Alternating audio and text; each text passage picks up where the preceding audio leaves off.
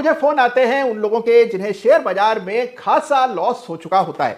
भाई देखिए, अगर आप शेयर बाजार में काम करेंगे तो कभी ना कभी लॉस जरूर होता है।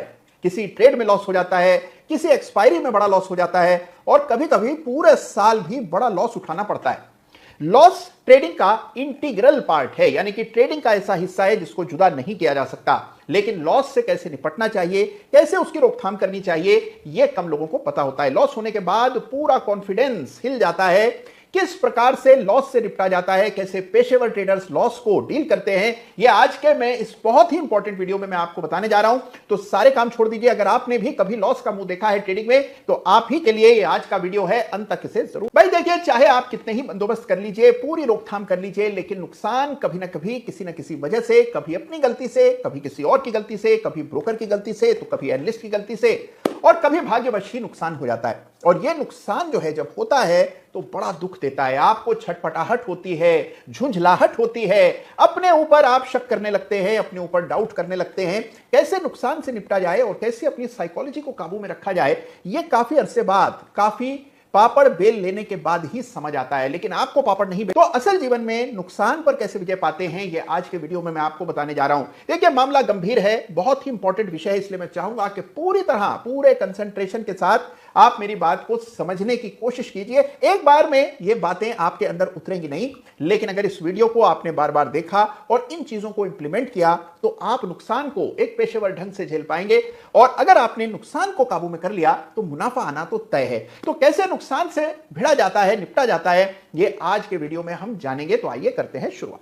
तो देखिए, सबसे पहले एक मेंटल एडजस्टमेंट आपको करना है और वो ये है कि लॉस को दोनों हाथों से, दोनों बाहें फैलाकर लॉस का स्वागत करना है। देखिए, लॉस तो होगा ही। अगर आप ये मान करके चल रहे हैं कि आप ट्रेडिंग करेंगे और कभी लॉस नहीं होगा तो आप एक फेरी टेल में, फेरी लैंड में जी रहे हैं। असल जीवन में ट्रेडिंग में नुकसान बिल्कुल पार्ट ऑफ द गेम होता है।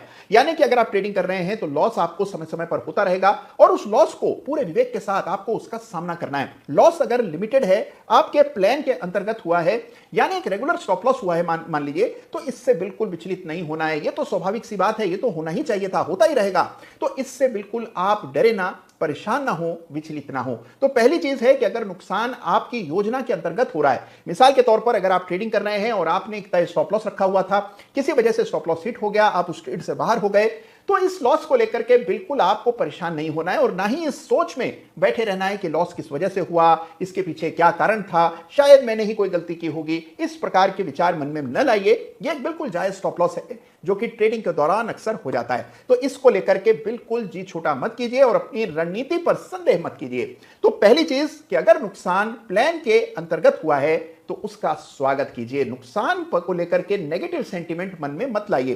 देखिए, जिस प्रकार से कई ऐसे व्यापार होते हैं जिसमें एक्सपेंसेस करने पड़ते हैं, खर्चे करने पड़ते हैं, रॉ मटेरियल खरीदते समय कुछ पैसा चुकाना पड़ता है, ठीक उसी तरह ट्रेडिंग के इस काम में नुकसान एक रॉ मटेरियल है। यानी कि जब आप ट्रेडिंग करते हैं तो सारे ट्रेड में प्रॉफिट नहीं होता, कुछ ट्रेड्स में लॉस भी होता है। लॉस के ट्रेड आपका रॉ मटेरियल है और जो ट्रेड आपको सक्सेस दे रहे हैं, पैसा दे रहे हैं, वो आपके सेल है। तो नेट में अगर आप देखें, पॉजिटिव बैलेंस होना चाहिए। यानी कि जिन ट्रेड से प्रॉफिट आ रहा है वो प्रॉफिट आपके नुकसान के ट्रेड से ज्यादा होना चाहिए। बस इतना आपको सुनिश्चित करना है। अब बात सुनिए दूसरी, और दूसरी बात बहुत इंपॉर्टेंट है। दूसरी बात है कि छोटे लॉस सबसे अच्छे लॉस होते हैं, यानी कि small losses are the best losses. तो देखिए, कभी भी नुकसान को बढ़ने का अवसर नहीं देना चाहिए। मेरा अनुभव यह कहता है कि नुकसान पहले बहुत हार्मलेस, छोटा सा होता है। जब नुकसान छोटा होता है, अगर आप तभी उससे निजात पा लें तो देखिए आपकी स्थिति में जमीन आसमान का फर्क आ जाता है। मेरे पास कई सारे लोग अपने पुराने ट्रेड के लेखा जोखा रिकॉर्ड्स लेकर के आते हैं और मुझे कहते हैं कि इसको देखकर ये एनालाइज कीजिए कि हमने क्या गलती की है। अक्सर मैं देखता हूं कि 1 या 2 या 3 ट्रेड्स ऐसे होते हैं जिनमें छोटे हल्के फुल्के नुकसान आए, लेकिन किसी वजह से हमने सोचा कि अभी यहां नुकसान देखकर क्या फायदा, 2-4 दिन इंतजार कर लेते हैं, शायद दाम लौट आए। यानी स्टॉप लॉस हो जाने के बाद भी एग्जिट नहीं किया और उसकी वजह से ही बड़े नुकसान का सामना करना पड़ा।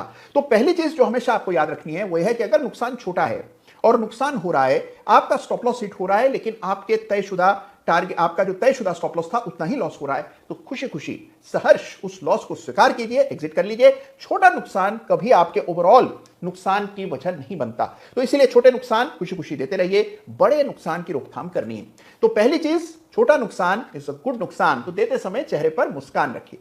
तीसरी चीज जो कि नुकसान से निपटने में आपको मदद करेगी वो है एक कंटिंजेंसी फंड का निर्माण। जी हाँ, एक फंड तैयार कीजिए, यानी कि कुछ पैसा अलग कर लीजिए। मान लीजिए कभी कोई महीना बड़ा अच्छा रहा, अच्छे पैसे बने, प्रॉफिट अच्छा आया, तो उसमें से कुछ पैसा निकालकर एक बफर क्रिएट कर लीजिए। यानी कि देखिए कभी ना कभी आपके साथ ऐसा जरूर होगा कि आप कोई पोजीशन लेकर के जाएंगे, सब कुछ अच्छा चल रहा होगा, चार्ट्स भी अच्छे होंगे और यकायक आप देखेंगे कोई खबर आ जाएगी, अगले दिन आप देखेंगे शेयर बड़े गैप के साथ नीचे खुलेगा, आपको समझ ही नहीं आएगा कि करें तो क्या करें। लेकिन अगर ऐसे में आपके पास एक कंटिंजेंसी फंड हो, यानी कि पहले से कुछ रकम अलग कर रखी हो जो कि ऐसी परिस्थितियों में आपकी सहायता करेगी, तो आपको उसका तनाव नहीं होगा। यानी हमेशा प्रॉफिट का कुछ हिस्सा निकालकर इस कंटिंजेंसी फंड में ऐड करते रहिए।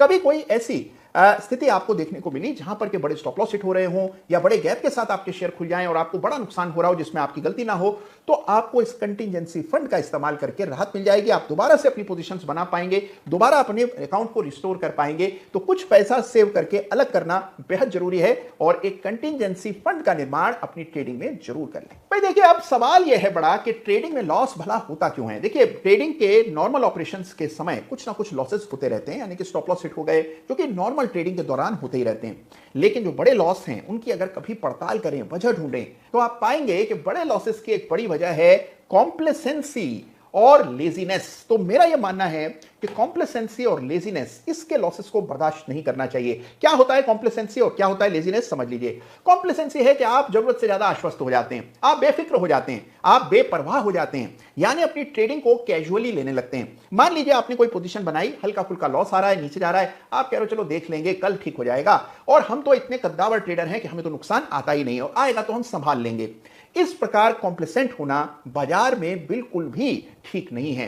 एक गलती और आप देखेंगे कि आपके महीनों की मेहनत, धीरे धीरे करके बचाई हुई आपकी रकम एक गलती से साफ हो जाती है।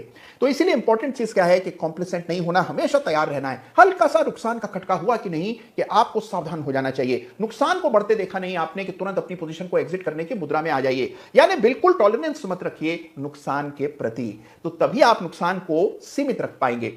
जहां पर आप कॉम्प्लेसेंट हुए या लेजी हो गए, आलसी हो गए, कई बार हम देखते हैं कि अच्छा खासा एग्जिट आ रहा था, आपको केवल एक बटन दबाने का एफर्ट करना था, लेकिन आप उसमें भी चूक गए। आपने कहा चलो देखते हैं, आराम से करते हैं, किसी और काम में व्यस्त हो गए। ये लेजीनेस बाजार में बड़ी घातक साबित होती है। तो दो चीजों को अपने जीवन से हटा दें अगर आपको ट्रेडिंग में आगे बढ़ना है। सबसे पहले कॉम्प्लेसेंसी, कभी कॉम्प्लेसेंट मत हो, चाहे कितना ही अच्छा महीना बीता हो, चाहे आपका ट्रैक रिकॉर्ड कितना ही गौरवशाली क्यों ना हो, कॉम्प्लेसेंसी कभी नहीं रखनी है। हमेशा यह मानना है कि बाजार आपसे आगे है और कभी भी आपका खेल बिगड़ सकता है। दूसरी बात हमेशा याद रखिए, लेजीनेस नहीं चलती यहां, हमेशा आपको तत्पर रहना चाहिए। अगर आपका मूड नहीं है और आप महसूस कर रहे हैं कि मुझे अभी आराम की जरूरत है, तो ट्रेड ही मत कीजिए। ट्रेड तभी कीजिए जब आप चौकस रह पाएंगे और पूरे फोकस के साथ ट्रेड कर पाएंगे। देखिए, पेशेवर ट्रेडर्स रूल्स बनाते हैं और फिर उन रूल्स को फॉलो करते हैं। एक रूल है कि एक ट्रेड में एक्स अमाउंट से ज्यादा का लॉस नहीं देना है। नहीं देना है मतलब नहीं देना है।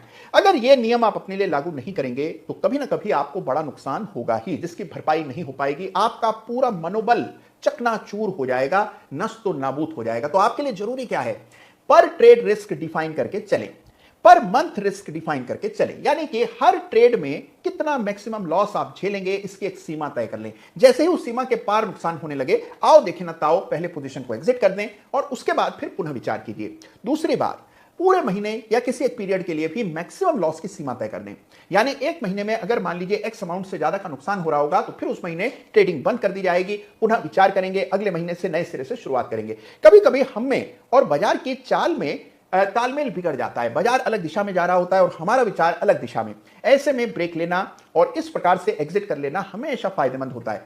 तो पर मंथ की एक सीमा तय कीजिए और पर ट्रेड की एक सीमा तय कीजिए और उसे पुरजोर ढंग से इंप्लीमेंट कीजिए, यानी कि उसको अमल में लाइए। और अब आते हैं लॉस की सबसे बड़ी वजह पर, और वो है एवरेजिंग। देखिए, कितने ही ऐसे ट्रेडर्स हैं जो बर्बाद हुए एवरेजिंग करके। एवरेजिंग का मतलब है कि शेयर आपका गिरा, आपने कहा कि कहां तक जाएगा मैं भी देखता हूं, नीचे आएगा मैं और खरीद लूंगा, मेरे पास पैसों की कमी नहीं है। शेयर गिरता चला गया, आप शेयर को बाय करते चले गए और धीरे धीरे आपने देखा कि आपके पास उस शेयर की पोजीशन बढ़ती ही चली गई, लेकिन आप ट्रेंड से लड़ाई लड़ रहे हैं। देखिए, ट्रेंड से लोहा लेने वाले कहां चले जाते हैं पता ही नहीं रहता। तो इसीलिए याद रखिए कि कभी भी ट्रेंड के रास्ते में मत आइए। अगर ट्रेंड कमजोर है, वीक है, लोअर पीक्स बन रही हैं चार्ट पर, सपोर्ट टूट रहे हैं और आप उसमें अपना नया पैसा झोंकते जा रहे हैं, तो इससे बड़ी गलती, इससे बड़ा पाप शेयर बाजार में नहीं हो सकता। तो सबसे इंपॉर्टेंट चीज जो आपको याद रखनी है कि जैसे ही एग्जिट आए, एग्जिट कर लीजिए, एवरेजिंग की भूल मत कीजिए। रेयरेस्ट ऑफ रेयर केसेस में एवरेजिंग अलाउड होती है, अन्यथा एवरेजिंग से पूरी तरह से परहेज कीजिए और देखिए आप बड़े लॉस से बच पाएंगे। तो यह है कहानी लॉस की। लॉस को हमेशा काबू में रखिए, कभी भी बेकाबू होने मत दीजिए और आप देखेंगे कि प्रॉफिट खुद ब खुद आएगा अगर आप लॉस को कंट्रोल में रखें। यह छोटी सी बात